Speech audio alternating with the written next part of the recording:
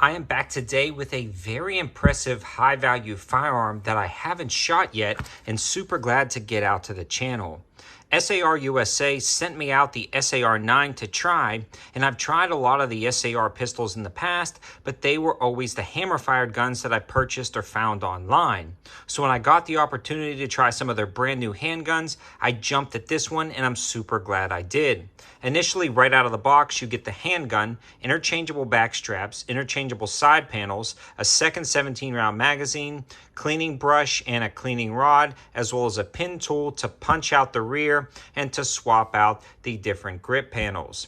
It comes in a few different color variations as well as size variations, threaded barrel options, and optics versions, but this is generally the full-size standard SAR9 with the pick rail up at the front.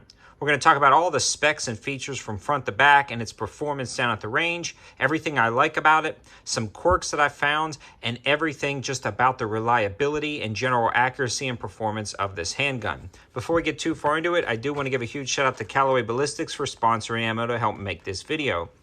Without their support, it'd be really difficult to continue to produce reviews.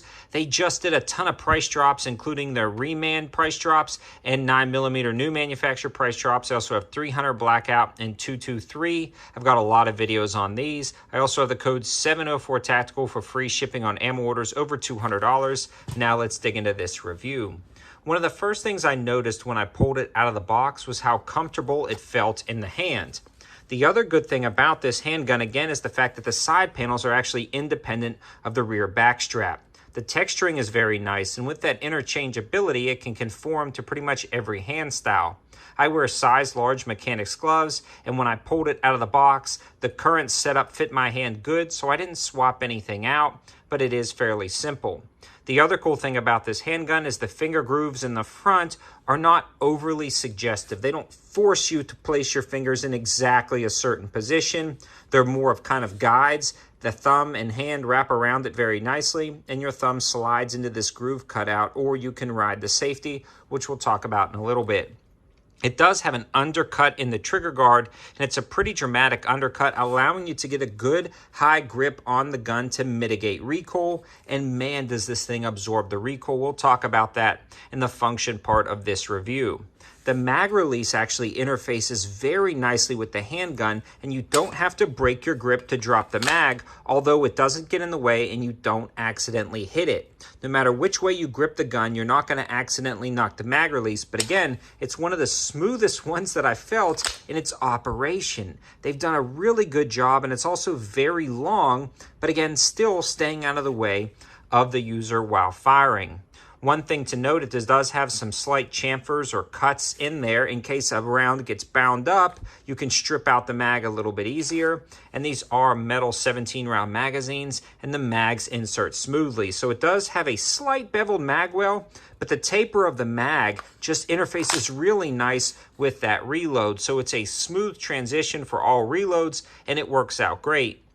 The other thing is with this extended lip right here, while you are reloading, your hand stays out of the way and nothing ever pinches or binds up. So ergonomically, the reloads are easy, the mag drops are easy, and the insertion of the new mag is super smooth. So I really like that. Transitioning up a little bit to the controls, this is where one of the quirks I found is that the safety feels just a little bit spongy to me. I wish this would be a little bit more tactile, almost have two major detents. Now the safety though works out great. I want to make sure it's clear one more time. It's in a very good placement, no issues there. And when it's on, it's on. And then the minute you start swiping it off, you can start engaging the trigger. So you don't have to swipe it all the way down. And that's kind of a quirk of the safety. But again, once the safety is flipped all the way up, you're not going to bump it off until you get about there. Then the safety comes off and then you can fire the gun. Now for me, when you're riding over the top of that safety, it's a good ergonomic hold. Nothing digs into your hands, nothing's too aggressive, and it does have some nice texturing on the safety.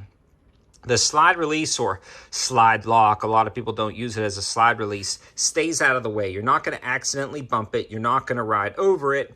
But because it's a little bit far up, you do have to break your grip to drop that slide. So say you are doing a reload, you can break your grip just slightly, reach up there, and man, does it catch and drop smooth. So a very nice slide lock or a slide release, depending on how you want to use it. It does have some index points right here for your pointer finger, but mine goes a little bit further than those. And it does have some texturing in front of the trigger guard if you wanted to wrap your finger around. I personally don't do that, but it's there if you want to. The trigger guard on this is oversized, but not oversized in a way that's going to be cumbersome or worrisome with accidentally bumping the trigger. Oversized, if you were wearing gloves, you could still use the gun. It also has a very nice safety built into the trigger itself that has to be depressed to fire it. And overall, the two safeties work fairly well in conjunction with each other. The slide has nice serrations in the rear. It's really easy to grab and rack the slide. It also has nice slide serrations in the front where you can do press checks and grab there. The sights are your basic 3-dot sight setup, and it does have anti-glare serrations on that rear plate. So everything about this gun is fairly ergonomic and comfortable. It's also very modular in the fact that it's got a 3-position pick rail, so you can add whatever light or laser you want. And overall, it's been running great down at the range. So let's talk about that reliability and performance. When I'm testing out new handguns, I like to run a wide variety of ammo, and I tried a few different versions of the Callaway Ballistics ammo, including their Reman, their new manufacturer, and 147 grade subsonics without any issues whatsoever. In fact, it just ran out of the box. I didn't even disassemble it to clean it before firing, but I did drop a little oil on the gun because it seemed to come a little bit dry. And once I dropped that oil on, I went straight to the range and didn't have a single malfunction. Right out of the box, this thing was insanely reliable and fun to shoot down at the range.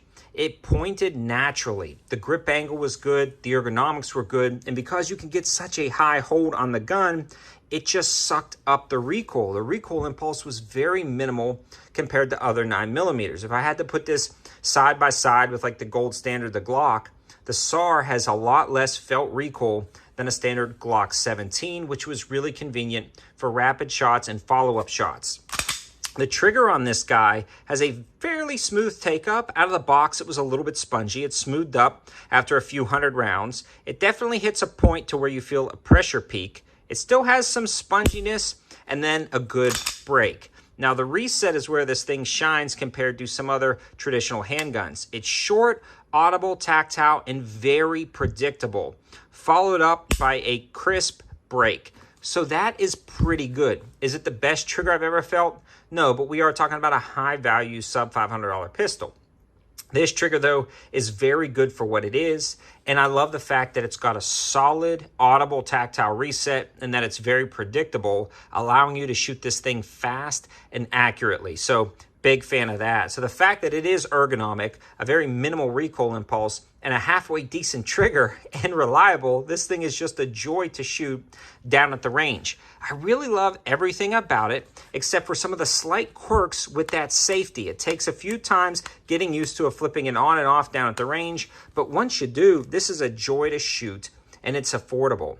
I would love to try some of the threaded barrel and optics options. I feel like this, with an optic on top of it, would be a good competitive handgun, but as a general purpose, home defense, all-around handgun, this is going to be a great option. They also have a really good track record of reliability and performance testing during their trials, and just over the life of company that SAR Solzamaz produces. They know what they're doing. They're not making junk, and it shows in the SAR9. It's a quality handgun at an affordable price, and I'm glad they sent this one out to the channel for us to try. More information in the description below, and let me know your thoughts, guys. Have you tried a lot of these handguns out? Again, this is my first try with some of the newer handguns, and I really like it. Let me know your thoughts in the comments section below. Thanks for watching, guys. Have a good one.